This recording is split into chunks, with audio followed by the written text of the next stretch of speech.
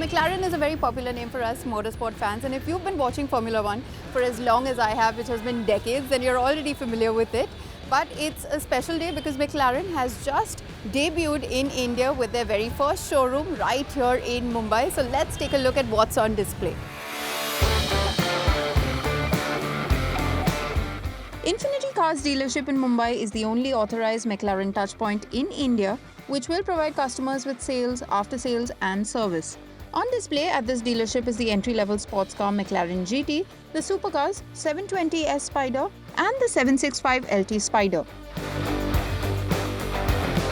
The entry-level offering from McLaren in India is what you see behind me, the GT. Now this strikes a perfect balance between practicality and performance. And if we're talking about performance, it houses a 4-litre V8 twin-turbo engine that sprints to 100 kmph in just 3.2 seconds flat.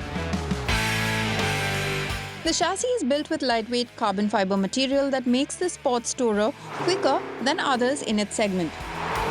It also offers up 620 PS of power and 630 Nm of torque, which can be enjoyed to a top speed of 328 km per hour. Good luck though finding a road in India that lets you touch such speed.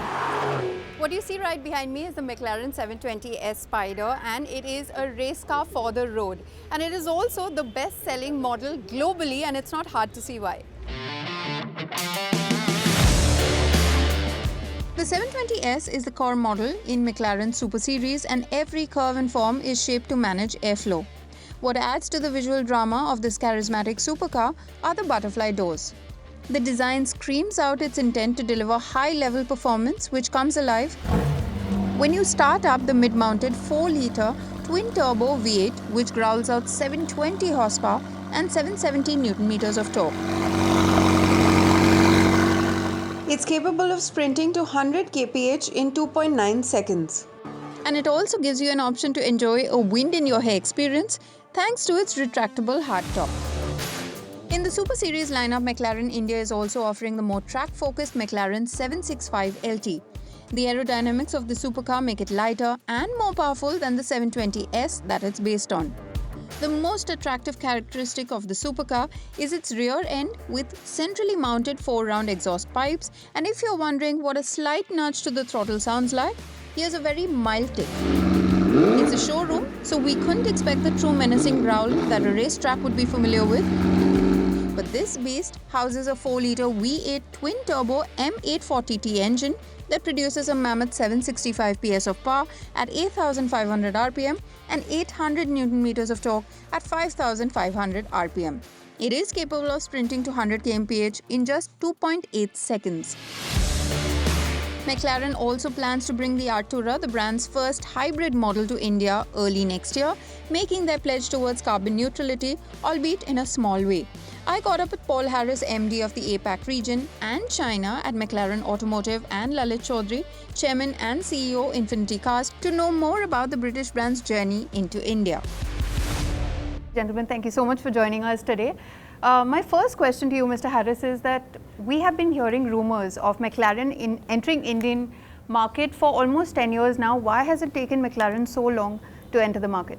Yeah, I think it's all about right time, right place, and right partner, and I think that that all came together about 18 months ago, and so we were able to announce Lalit and the Infinity team. I think they're a perfect partner for us. Mumbai is the perfect location, and we're in a perfect situation in terms of the development of the market as well. The growth of the rich, the growth of the sports car market, the understanding of this market. It's all come together in a synergistic way. So for us, it's the perfect time. Okay. And Mr. Choudary, you've been in this industry for a decade now. You've studied it. So can you tell me what's the industry been like? What's the growth been like in this luxury car market? So the industry started off with great promise 10-15 years ago, right? And then it's stuttered around for a while in the 2010 to 2020 era. And then COVID came along, and I think COVID has been a great reboot for the industry, for the segment in general. A lot more consumption, a lot more desire to upgrade in their consumption, and that's manifested itself in brands recording their best numbers in India over the last year or two. So to Paul's point, I think the timing couldn't have been better, and the Indian consumer is willing to consume the best that the automotive world has to offer and is willing to pay for it, but wants what's on latest offer internationally. And that's what we have here. You have a great collection of cars right here, which are going to be sold from Mumbai.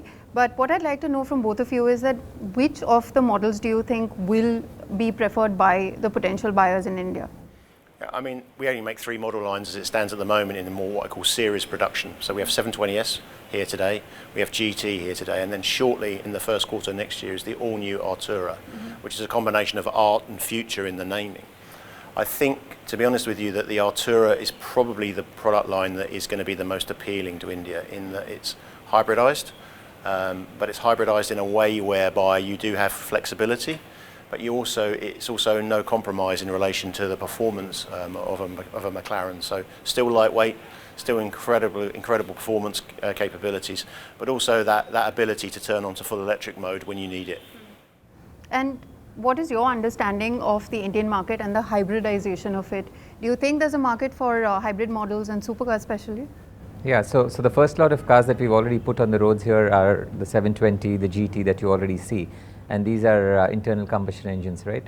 And we're very confident that the consumers who've already acquired these cars are very happy with the ownership experience.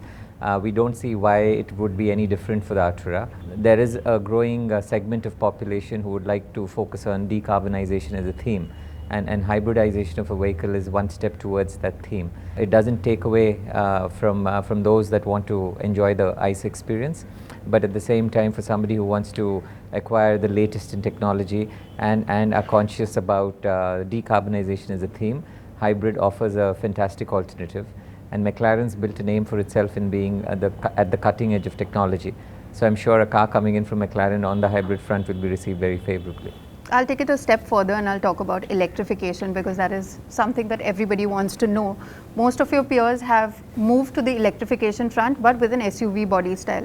So we have been hearing rumors that McLaren is already thinking of an electric SUV. Is that true, and is that something you can tell us something more about it?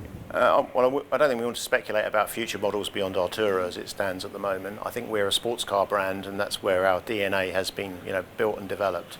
Of course, the industry and the segments and the structure of the segments change, and no doubt that SUV has grown. In terms of powertrains, yeah, of course we see a development towards electrification. Now that's predominantly driven by some changes in legislation, a need and a want and an understanding of the requirement to decarbonise, etc.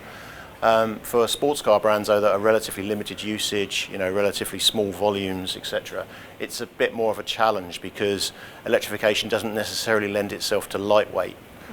So the battery in itself at the moment in current technology is, very heavy. So before we make any steps at the moment, I think that we are concentrating on our hybrid capabilities, remembering that we have a hybrid history dating back to 2014. So we've got a lot of experience, and I think Artura is the coming together of all that experience in the best that we can do in that sector, and that will carry on for a number of years ahead. So beyond that, there is no speculation. That's where we are today. All right. Thank you so much, gentlemen. Thank you. Thank you.